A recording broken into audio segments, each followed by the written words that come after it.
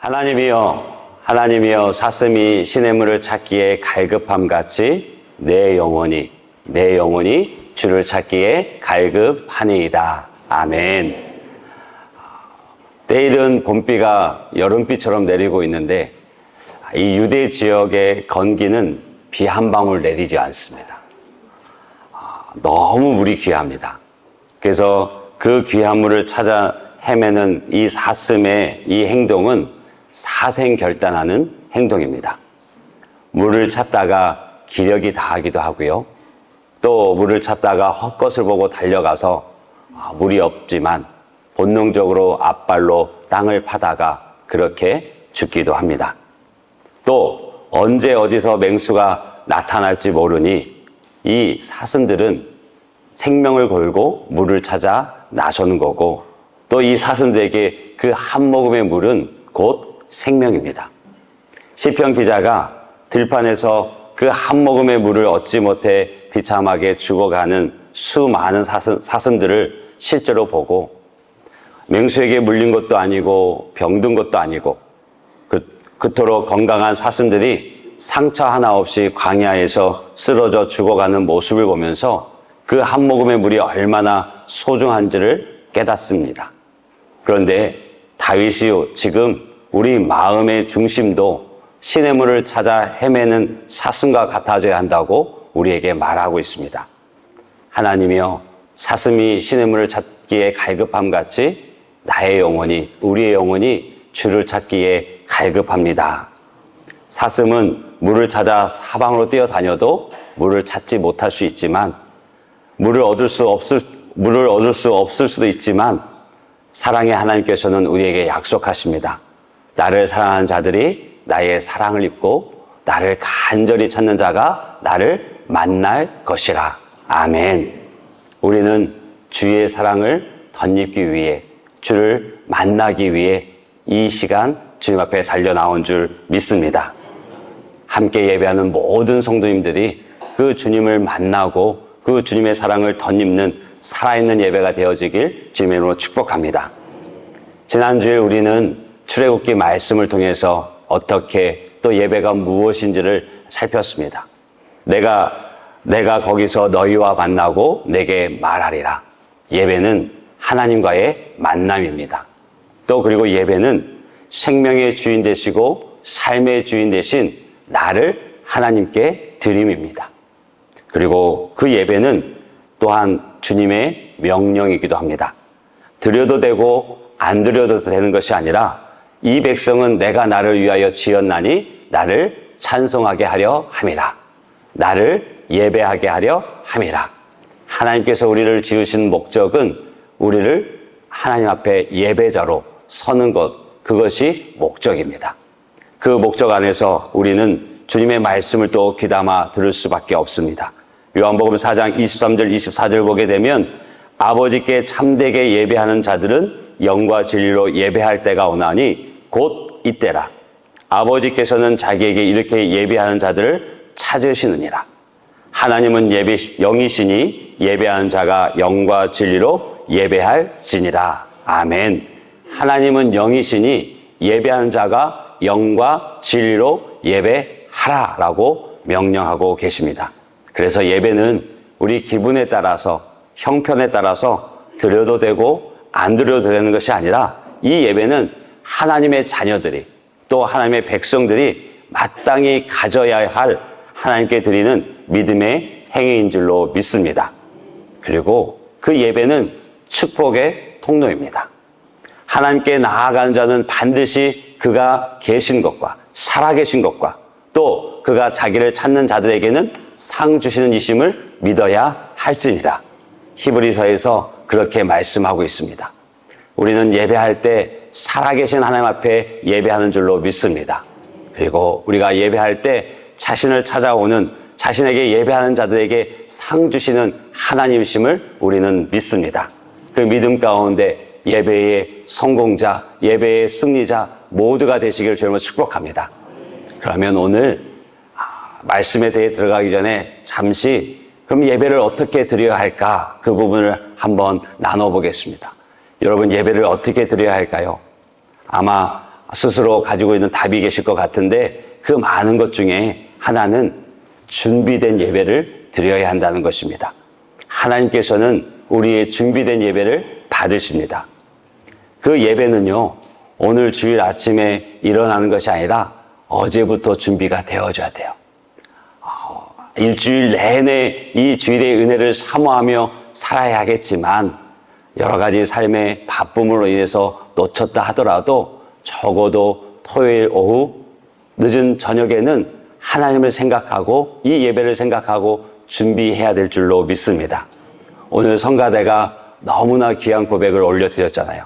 예수님 밖에는, 예수님 외에는, 그렇죠? 그 어떤 것도 비교할 수 없고 주님만이 최고다라고 고백했어요. 이 찬양이 그냥 뚝딱 나왔을까요? 아니요. 적어도 잘은 모르지만 지난주부터 이 찬양의 곡을 연습하고 일주일 내내 이 가사를 품고 자기 파트에서 준비하고 또 때로는 어떤 우리가 칸타타를 준비하게 되면 몇 주 전부터 준비하잖아요. 또 어려운 곡은 파트별로 음원을 나눠서 일주일 내내 듣고 또 연습하고 오늘도 남들보다 더 이른 시간 나와서 마음을 다해서 준비하고 하나님 앞에 올려드렸습니다. 관현악단은요, 쟤네들이 프로인가요? 프로가 아니에요. 프로같이 여기시는군요. 프로가 아니에요. 아마추어예요. 그런데 저 아이들이 악기를 배워서 하나님을 영화롭게 하는 거예요. 준비하고 또 준비하고 가끔 작은 삑사리가 있지만 얼마나 이뻐요. 그렇죠? 하나님께서 저들을 통해 영광 받으신 줄 믿습니다. 저들이 저 악기 하나 배우는데 얼마나 오랜 시간 연습하고 또 연습하고 손에 물집이 잡혀도 몇 번은 잡혔을 것입니다. 그 모든 것들이 준비된 예배로 하나님 앞에 올려드리는 줄 믿습니다. 또 헌금은 어떻습니까? 헌금이 하루 전에 준비되었으면 좋겠습니다. 다른 의미가 아니라 정말 헌금, 주일 헌금을 드리고 감사 헌금을 드리고 11조를 드릴 때 하루 전에 감사의 제목도 쓰고 또 가족이 할 수만 있으면 하나님께서 한 달을 우리에게 새 달을 허락해 주셨다고 기도하고 또 어린 아이들이 있다면 신앙교육의 차원에서도 이것은 하나님께 드리는 거야 하며 미리 준비할 수 있는 그것이 되어진다면 하나님께서 기쁘게 받으시지 않을까요? 물론 급하게 오셔서 하는 경우도 있지만 오늘부터는 헌금 봉투를 한 뭉치씩 가져가십시오. 누가 가져갔나 체크 안 합니다. 가져가셔서 미리 하루 전쯤 기도하면서 예배 주실 은혜를 사모하면서 감사하면서 그렇게 1,000원이든 10,000원이든 얼마든 넣어서 그렇게 준비된 헌금을 드렸으면 좋겠습니다. 또 무엇보다도 준비해야 될 것이 있습니다. 무엇일까요? 시간입니다. 시간을 준비하십시오. 최소한 성전에 예배 시작하기 전 15분 전에는 오십시오. 적어도 10분 전에는 자리에 앉으십시오. 매우 중요합니다. 앞자리 오셔서 주보를 보시고 오늘 말씀이 무언지 미리 한번 읽어도 보시고 또 찬송가는 뭔지 한번 흥얼흥얼 찬양도 해보시고 또 오늘 내게 주신 은혜가 무엇일까 기대도 해보시고 그렇게 준비된 마음으로 준비된 시간에 먼저 나오길 주님을 축복합니다. 그리고 무엇보다도 중요한 게 뭐냐면 그 시간에 회개의 기도를 하나님 앞에 드렸으면 좋겠습니다. 회개를 통해서만 회복이 일어납니다. 우리가 한 주간 삶을 안고 주님 앞에 나왔잖아요. 얼마나 많은 하나님의 은혜와 긍휼이 필요합니까? 하나님, 정말 잘못했습니다. 이것을 몇 번째 회개하는지 모릅니다. 이제 그 죄에서 돌이켜서 온전히 하나님께로 향하게 하여 주옵소서. 믿음 있다 말했지만 믿음 없이 나의 산 모습을 주님 앞에 회개합니다. 은혜를 주십시오. 은혜를 부어주십시오라고 그런 기도하는 그 기도로 준비되어진 예배가 되길 주님을 축복합니다. 혹 우리 중에 예배 시간에 지각하는 것이 습관처럼 굳어진 분들이 있다면 올해는 이것을 고치는 은혜가 있기를 주님으로 축복합니다. 내 중심이 매번 지각하고 매번 결석하면 내 중심이 하나님 앞에서 흐트러질 수 있습니다. 우리가 그렇잖아요. 정말 중요한 사람, 또 귀한 사람을 만날 때 늦는 법은 잘 없습니다. 가끔 미팅에 늦어서 아이고 죄송합니다 하는 경우는 있을 수 있지만, 그것이 반복되어진다면, 또 귀한, 정말 내 사업에 귀한 바이어를 만나는데, 정말 중요한 일을 만나는데 늦는 법은 없습니다. 그러면 우리가 찬양으로 고백했듯이 모든 왕의 왕 되신 그 하나님을 만나는 자리, 우리가 한번 우리의 걸음을 돌아봤으면 좋겠습니다. 하나님 앞에서 우리의 중심이 보여집니다. 그래서 청교도 신앙 그 목사님, 청교도 신앙의 목사님이신 조지 스위노크는 이렇게 말했습니다. 만일 토요일 밤에 그대의 마음을 하나님께 맡긴다면 주일 아침에 그 마음이 하나님께 함께하고 있음을 발견할 것이다. 우리 예배가 준비되어진 예배, 그리고 영과 진리로 예배가 되어지길 주님을 축복합니다. 주일에 이 한 날, 이 한 시간이 아니라 토요일부터 준비되어지고, 그래야만 영과 진리로 드리는 예배가 되어집니다. 준비된 예배, 영과 진리로 드리는 그 예배를 통해서 삶의 기쁨이 살아나고 행복이 회복되는 은혜자가 다 되시기를 주님의 이름으로 축복합니다. 아멘. 언젠가 한번 또 말씀드린 적이 있는데, 몇 년 전에 이전 교회에서 담임 목사님과 또 부교육자들이 함께 팀을 이뤄서 자전거로 국토 종주를 했던 적이 있습니다. 인천 서해 아라간문에서 부산 낙동강 하구까지 한 600km가 조금 넘는 거리인데요. 그걸 자전거를 타고 종주를 했었습니다. 저희는 먼저 부산에 내려와서 하룻밤 묵고 거꾸로 올라가는 그 길을 택했는데, 지금도 생각해보면 참 많은 추억을 남긴 도전이었습니다. 그 중에서 가장 기억에 남는 것을 손꼽는다 하면 무엇일까? 여러분들도 기억에 가장 잊혀지지 않는 기억이 무엇입니까? 아마 고생했던 기억일 거예요. 남자분들은 대부분 군대에서 고생했던 기억, 그리고 또 여자들은 가장 듣기 싫은 얘기가 군대 이야기, 그렇죠? 더 듣기 싫은 얘기는 군대에서 축구한 이야기, 뭐 이런 거 있을 텐데, 가장 힘든 거 기억나죠? 저도 국토종주를 하면서 제일 힘들 때가 문경세제를 건너는 거였어요. 경북 문경에서 충북 괴산 사이에 있는 백두대간의 이화령 고개를 넘는 거였어요. 그 높이가 1017m였거든요. 그것을 알고 준비는 했었지만 막상 그 처음에서 올라가는데 와, 끝이 없어요. 이 코너를 돌면 끝날까, 저 코너를 돌면 끝날까, 페달을 밟아 올라가는데 와, 끝이 보이지 않습니다. 정말 다 때려치고 싶었어요. 당장이라도 자전거에서 내려가고 싶었는데 그래도 힘들었지만 끝까지 해냈습니다. 자신이 아마 혼자라면 못했을 것 같아요. 같은 있는 팀이 있었기 때문에 가능했고, 자전거에 내리지 않고 끝까지 페달을 굴려서 정상까지 올라갔습니다. 어땠을 것 같아요? 숨이 턱까지 차오릅니다. 심장이 막 터질 것 같아요. 허벅지도 터질 것 같습니다. 근데 올라가서 그 이화령 정상에서 느낀 그 기분은 또 무엇과도 비교할 수가 없습니다.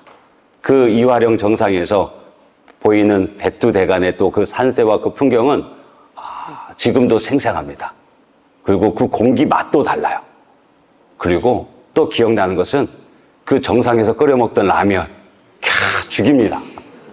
그 어떤 라면과도 비교할 수 없는 너무너무 맛있는 그 라면 맛.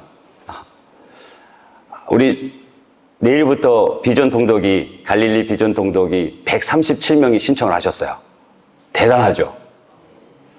뭐 그 정도야 뭐 약간 이런 표정이신데 저만 놀라고 있어요. 137명이라는 분이 90일 동안 창세기에서부터 요한계시록까지 성경 일독을 목표로 신청하셨고, 조가 다 편성돼서 자기소개도 하고 막 결의를 다지고 계세요. 바라기는 그분들이 그 과정이 조금 힘들어도, 또 숨이 턱까지 차올라도 끝까지 완주하시길 주님을 축복합니다. 그 완주하고 나셔서 정말 그 하나님의 말씀을 내가 다 읽어놓으라고, 우리 말씀 맨날 창세기만 있는 줄 알고 또 마태복음만 있는 줄 알잖아요. 그런데 그 안에 얼마나 많은 보석과 같은 말씀들이 있는지를 눈으로 확인하고 그 은혜를 덧입는 우리 모두가 되기를 주님으로 축복합니다. 다 완독하고 나면 주차장에서 라면 하나 끓여 먹을까 봐요. 정말 은혜로 잘 승리하시고요. 신앙생활도 자전거 타는 것과 좀 비슷합니다. 하나님께서 내게 어떤 목적지로 이루도록 도와주시지만 차와는 다르게 페달을 밟는 적극적인 참여를 요구하고 계십니다. 하나님은 내가 넉넉지 않고 적극적으로 페달을 밟으면서 목적지를 향해 나아가기를 원하고 계셔요. 그 길이 때로는 오르막을 오를 때는 정말 자전거를 내버리고 싶을 만큼 내가 왜 이러고 있나, 이 고생을 하나 하는 회의도 밀려오는데, 그러나 참아내고 또 어느덧 정상에 올라 사방을 둘러보면 그 감개무량한 그 은혜, 그 기쁨은 무어라 표현할 수가 없습니다. 그리고 잠시 후에 그 내리막길을 내달릴 때는 정말 천하를 얻는 것 같은 그 상쾌함이 또 잊혀지지 않습니다. 하나님께서 함께하는 인생이라고 해서 오르막이 면제되는 것은 아닙니다. 고단함을 다 겪지만 그 끝에 말할 수 없는 보람이 있고 열매가 있고 기쁨이 있고 은혜가 있습니다. 우리가 신앙의 성장을 위해서, 믿음의 진보를 위해서 오늘 힘겹게 페달을 밟을 때 우리의 모습은 예수님을 더욱 닮아가게 될 줄로 믿습니다. 여러분, 멈추지 마십시오. 포기하지 마십시오. 그러면 어느덧 이전과 다른, 작년과 다른 내가 이만큼 자란 나의 믿음을 보게 될 것이고, 내 안에 나도 놀랄 만한 언어의 습관, 삶의 태도가 바뀌어지는 믿음의 모습을 보게 될 줄로 믿습니다. 우리의 목표는 분명합니다. 무리가 아니라 제자입니다. 군중이 아니라 증인입니다. 종교인이 아니라 그리스도입니다. 무리는 그 예수님의 길을 몸은 따라가고 있을지 모르나 전심으로 주를 따르지 않기 때문에 금방 흩어지고 말지요. 무리가 아니라 제자입니다. 또 예수님의 기적과 이적을 보기 위해 모였던 군중들, 다 다른 이의 간증을 듣고 다른 이의 기적을 보기만 했지 자신에게는 그것이 없었기 때문에 다 흩어졌습니다. 군중이 아니라 증인이 되십시오. 또 그저 보험 들듯이 교회에 왔다 갔다, 좋은 얘기하니까, 사람들 좋으니까 그렇게 교회를 왔다 갔다 하는 것이 아니라, 그런 종교인이 아니라 그리스도인이 되어 주십시오. 이것이 우리 신앙의 목적이고 목표인 줄로 믿습니다. 우리는 거기까지 자라가야 할 줄로 믿습니다. 그래서 지난주부터 신앙의 6가지 요소, 신앙 성장의 6가지 요소를 통해서 함께 은혜를 누리고 있습니다. 그 6가지 요소가 무엇이죠? 예배, 말씀, 기도, 교제, 봉사, 전도. 그렇죠. 담임 목사가 다 외우고 있나 테스트 하셨는데 우리 한번 같이 한번 말해 보겠습니다. 6가지 요소: 예배, 말씀, 기도, 교제, 봉사, 전도. 이 6가지가 신앙의 기본적인 6가지 요소고 또 성장의 6가지 요소입니다. 오늘은 그 두 번째 말씀입니다. 여러분, 우리는 분명 동물과 다릅니다. 어떤 부분에서 다를까요? 사람은 영적인 존재입니다. 단순히 먹고 배부른 것으로 만족할 수 없습니다. 영적으로 하나님의 은혜가 또 하나님께서 채우시는 것이 있어야만 살아갈 수 있고 행복을 누리는 존재가 바로 우리입니다. 먹고 마시고 즐거워하고 부귀영화를 누려도 그것만으로는 살 수가 없습니다. 영혼을 위한 영적인 자원이 필요로 한 존재가 바로 저와 여러분입니다. 그래서 예수님께서 말씀하셨습니다. 사람이 떡으로만 살 것이 아니요 하나님의 입으로부터 나오는 모든 말씀으로 살 것이라. 우리는요, 떡으로만 살 수 없습니다. 배만 부르는 것으로 살 수 없습니다. 그러면 동물이나 짐승과 다르지 않습니다. 하나님의 입으로 나오는 그 모든 말씀이 있어야만 우리는 살아갈 수 있고, 또 우리의 진정한 행복은 그 하나님의 말씀을 통해서만 맛볼 수 있고 누릴 수 있습니다. 또 시편 119편 105편에는 주의 말씀은 내 발의 등이요 내 길의 빛이니이다 라고 말씀하고 있습니다. 그 말씀이 내 발의 등, 내가 어두운 그 세상 속에서, 어두운 그 인생의 길 속에서 내 디딘 그 발의 앞을 비춰주는 등이 되어주고 내 모든 인생글을 밝히는 빛이 되어진다고 말씀하고 있습니다. 내 인생의 등불이 되고 내 인생의 좌표가 되고 내 인생의 소망이 되는 것이 하나님의 말씀입니다. 아무리 인생이 캄캄하고 어둡고 한 치 앞도 보이지 않는 터널일지라도 빛이 보이면 희망이 있습니다. 등이 내 발 앞을 비추면 앞으로 나아갈 수 있습니다. 그리고 그 터널의 끝에는 우리 주님께서 두 팔 벌려 우리를 기다리고 계시는 줄 믿습니다. 우리는 아브라함을 모르는 사람은 없을 것입니다. 아브라함이 어떤 사람이었습니까? 믿음의 조상이었고 그는 복이었고 또 복의 통로가 되었습니다. 하나님께서 아브라함에게 찾아오셔서 너는 복이 될지라, 또 모든 민족이 너로 말미암아 복을 얻을 것이라 라고 말씀하셨어요. 그는 복이었고 복의 통로였습니다. 그런데 어떻게 그 아브라함은 그 복이 찾아왔습니까? 어디에서 그 복이 시작되었습니까? 창세기 12장 4절을 보게 되면 이에 아브라함이 여호와의 말씀을 따라갔고, 무엇을 따라갔다고요? 말씀을 따라갔습니다. 말씀을 쫓아갔습니다. 우리는 하나님께서 부르실 때 우리를 어디로 부르셨는가에 더 많은 관심이 있고 또 중요하게 여기는 부분이 있는데, 그것보다 더 중요한 것은 누가 나를 불렀냐는 것입니다. 나를 부르신 이가 더 중요한 것입니다. 여러분과 저에게 가장 중요한 것은 부르신 자리보다 부르신 하나님이 더 중요합니다. 내가 서 있는 그 자리가 어디든지 하나님께서 부르신 자리기에 그 자리가 은혜가 되어지고 그 자리가 소망이 되어지고 그 자리가 귀한 것이 되는 줄 믿습니다. 그분이 아브라함을 부르셨어요. 아브라함이 갈 바를 알지 못했지만, 어디로 어디를 가는지 몰랐지만 누가 부르셨어요? 하나님이 부르셨기 때문에 그 하나님의 말씀을 따라갔습니다. 우리도 오직 그분의 말씀을 따라가는 하나님의 백성인 줄로 믿습니다. 오직 말씀을 우리에게 주셨으니 이 말씀을 따라가는 그것이 믿음입니다. 그렇게 따라갔을 때 아브라함은 믿음의 조상이 됐습니다. 아브라함은 복이 됐습니다. 아브라함은 복의 통로가 되었습니다. 그 아브라함 한 사람이 하나님의 말씀을 따라갔더니 그 인생이 복이 되어지고 이삭도 야곱도 요셉도 그 자손 만대에 이르기까지 복이 되었습니다. 바라기는 아브라함이 믿음의 조상이 됐던 것처럼, 아브라함이 복이 되었던 것처럼, 아브라함의 자손들에게 또 모든 민족의 복의 통로가 되었던 것처럼 우리가 믿음의 사람, 또 복의 통로가 되길 주님으로 축복합니다. 신약에서 우리가 잘 아는 한 사람만 더 만나보겠습니다.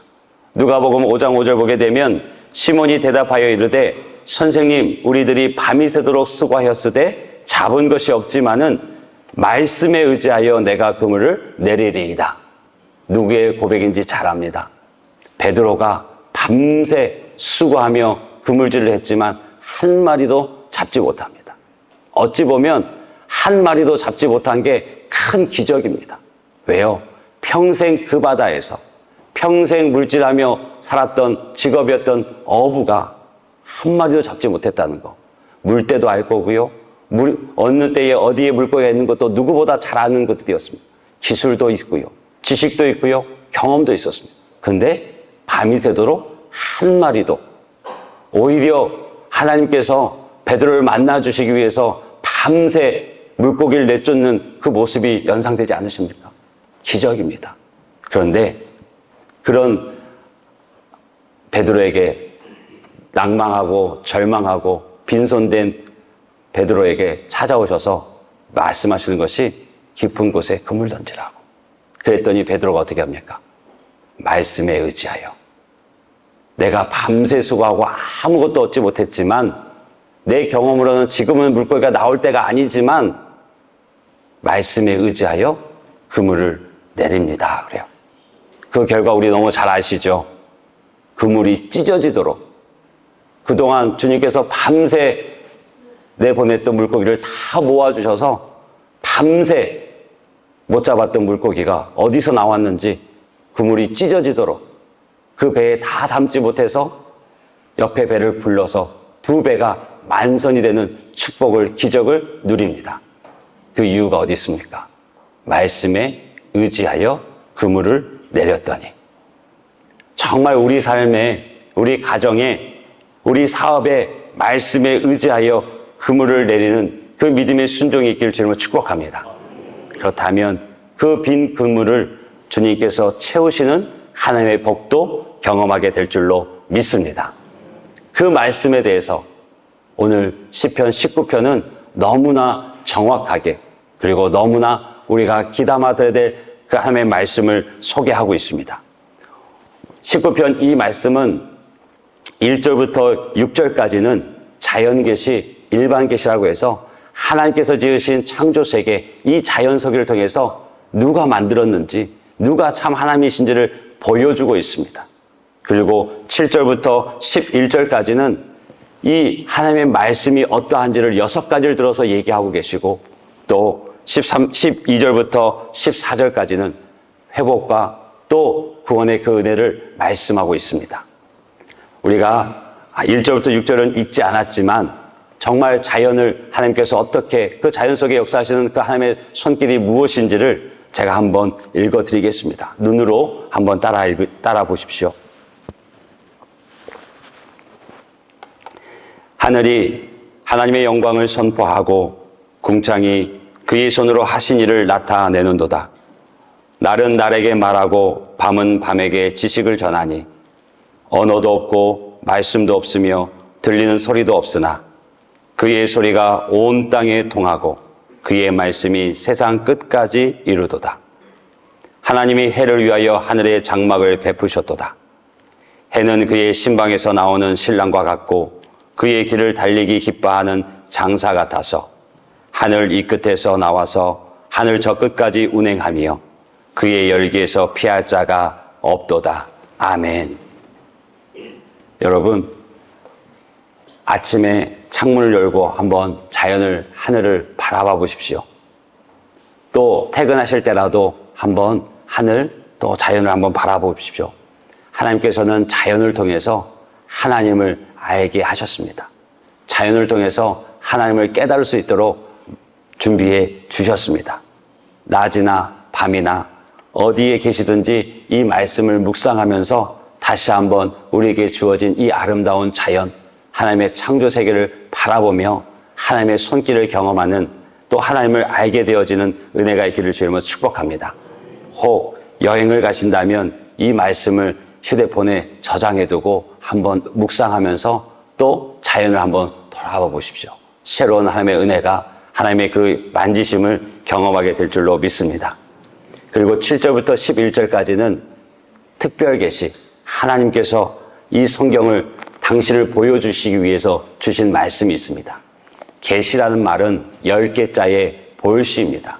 그 전능하신 하나님, 우리의 이성으로는 다 알 수 없기에 주님께서 친히 자신을 열어서 보여준 것이 계시입니다.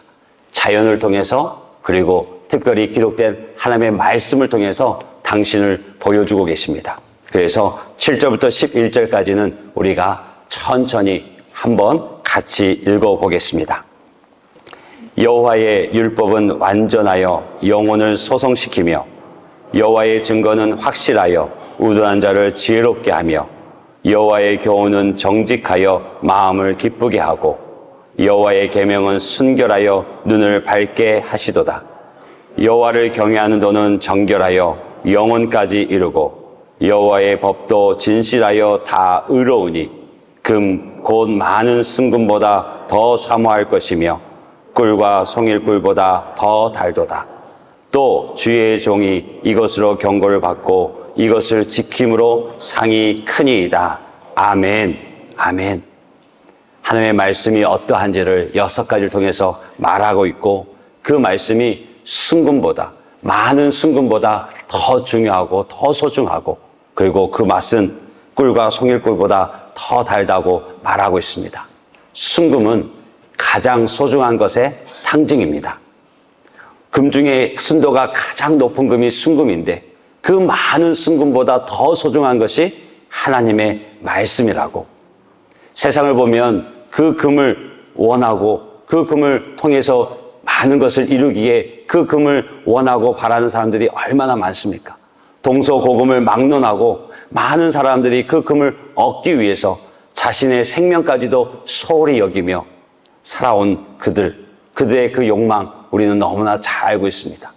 그런데요, 그 금을 향한 그 욕망도 실로 대단하고 무서운 거지만 영적인 갈급함, 하나님을 찾고 하나님의 말씀을 사모하고 하나님을 향해 나아가는 그 사모함은 그와 비교할 수 없이 더 큽니다. 온 영혼의 기대가 그 하나님을 아는데, 하나님의 말씀을 아는 데에 꽂히게 되어집니다. 그래서 우리가 설교 소두에 여러분을 축복했던 것처럼 하나님이여 사슴이 신음을 찾기에 갈급함 같이 내 영혼이 주를 찾기에 갈급하니이다. 우리는 세상에 그 많은 순금을 쫓아가는 것이 아니라 하나님을 찾는, 주를 찾기에 갈급한 하나님의 백성들 되어지길 주님으로 축복합니다. 그래서 우리는 고백할 수 있습니다. 많은 순금보다 더 소중한 것이 나의 하나님이시라고, 나의 예수님이시라고 우리는 고백할 수 있습니다. 왜냐? 그 말씀이요, 11절 보게 되면 주의 종이 이것으로 경고를 받고 이것을 지킴으로 상이 크니이다라고 얘기합니다. 하나님의 말씀이 우리의 삶에 잘못된 그 걸음을 교정해 주시고, 또 위험이 있을 때 경고해 주시고, 또 그 말씀을 지켜 행하면 상을, 복을, 은혜를 주신다라고 약속하고 계셔요. 그 중에 가장 큰 복이 무엇입니까? 죄를 범치 않는 것. 12절 보게 되면 허물을 능히 깨달을 수 있게 해주시고 그 죄에서 벗어나게 해주셔요. 또 13절 보게 되면 고의로 죄를 짓지 않게 하시고 그 허물에서 또 죄가 나를 주장하지 못하도록 그 말씀이 지키고 보호하고 인도해 주신다고 합니다.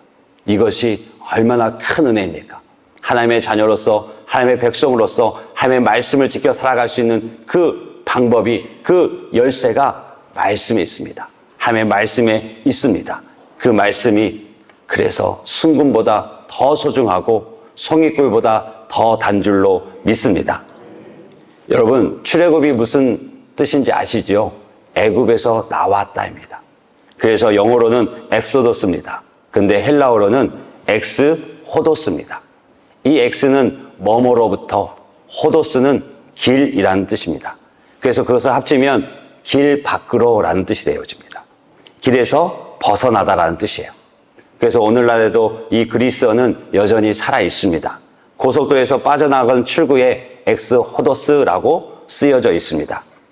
애굽의 노예적 삶에서 또는 그 익숙한 노예의 삶에서 벗어나는 이야기가 출애굽 이야기죠.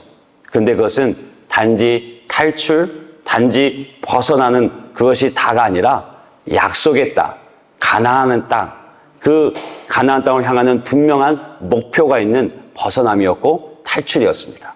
여러분, 고속도로를 달리시다가 언제 출구로 나가십니까? 그냥 나가고 싶으니까 그냥 나가는 것이 목적인가요? 그렇지 않습니다. 내가 가야 할 목적의 그 출구를 나가는 것입니다. 출애굽 그 자체가 목적이 아니라 가나안 땅, 약속의 땅을 가기 위해서 그 출애굽을 나오게 되어집니다.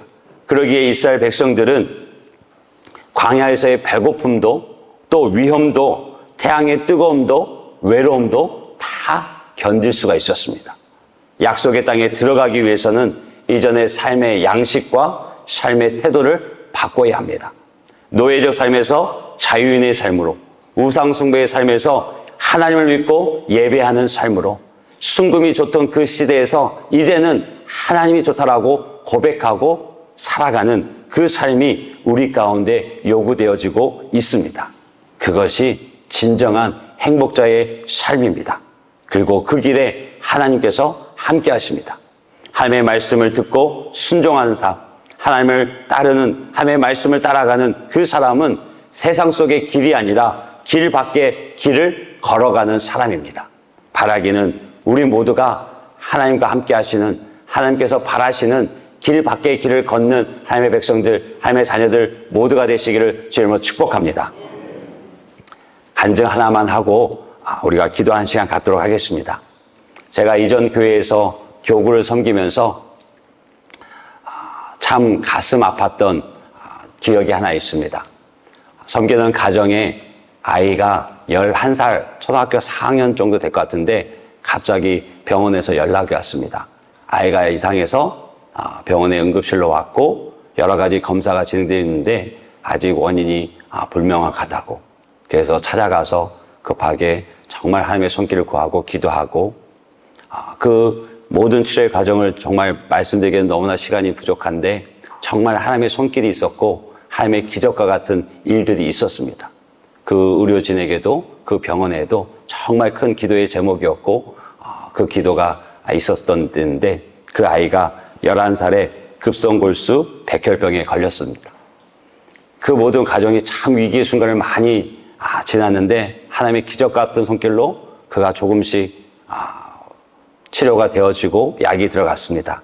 그런데 그 어린 아이가 척수를 빼내고 또 항암 치료를 하고 그 어린 아이가 견디기 너무 힘든 시간이었습니다.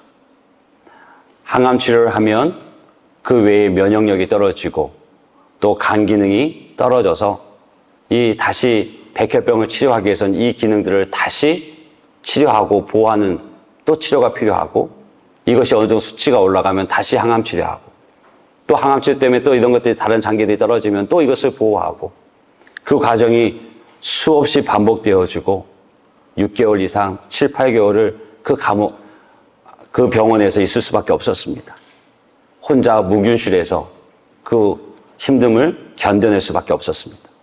그를 만나서 정말 기도하고 그에게 건네주고 또 그가 붙잡았던 것이 무엇이냐면 하나님의 말씀이었습니다. 그 어린아이가 하나님의 말씀을 붙잡고 그 힘든 시기를 견뎌내더라고요. 우리가 정말 아무것도 없어서 정말 하나님의 말씀밖에는 소망이 없다 여겨졌고 그래서 그에게 전해준 게 이 말씀 카드였습니다. 이전 교회에서는 가을이면 3주간 21번의 예배, 특별 새벽 기도를 합니다. 그때마다 한 절씩, 매일 한 절씩 이렇게 말씀을 외웁니다. 그 아이에게 성경을 줄 수 없어서 이것을 손에 끼워주고 읽고 또 외울 수 있으면 외워. 읽고 또 읽어. 하나님이 너를 살릴 거고 하나님의 말씀이 너를 일으킬 거야. 정말 붙잡을 게 아무것도 없었어요. 근데 그 아이가 그 힘든데, 그 아픈데, 그 무서운데 이 말씀을 붙잡았어요. 읽고 또 읽고 그렇게 읽고 기도하고 읽고 말씀 붙잡고 조금씩 말이 좀 할 수도 있고 면회도 되어주고 그 정도까지 호전돼서 이제는 성경책을 창세기부터 요한계시록까지 읽을 수 있는 만큼 힘들어서 다 오래 못 읽습니다. 읽다가 지치고 읽다가 잠들고 겨우겨우 읽어가고 근데 그렇게 읽었어요. 한 8개월쯤 돼서 다행히 수치가 좋아지고 하나님의 기적 같은 일로 퇴원을 하지만 2년을 또 지켜볼 수밖에 없었습니다. 그 과정에도 계속해서 혈액검사, 또 필요한 수혈, 또 내척수암, 항암요법 그런 것들 하고 몇 번을 응급실에 급하게 갔는지 모릅니다. 그런데 그 말씀이 그 아이를 살렸어요. 그 애가 지금은 고등학생입니다. 그 힘든 시기, 그 어려운 시기, 그 말씀밖에 소망을 줄 수밖에 없던 그 처지에 그 온 가족이 말씀을 붙잡으로 말미암아서 그 가정이 회복되어지고 하나님을 믿지 않던 아빠가 믿음이 생겨지게 돼서 이제는 제일 어렵다는 중등부 교사를 하고 있습니다. 하나님이 그 말씀을 통해서 역사하셨습니다. 여러분, 우리에게 주신 이 성경은 그냥 교훈집도 아니고 교리집도 아니고 그냥 우리가 읽어보기에 좋은 교양서도 아닙니다. 이 성경은 하나님의 말씀입니다. 이 성경은 살아있는 말씀입니다. 이 말씀은 곧 생명이고 곧 능력이고 곧 소망입니다. 말씀을 통해 그의 삶이 바뀌었고 소망을 경험했듯 우리도 그 말씀을 따라 사는 하나님의 백성 되어주시길 주님으로 축복합니다.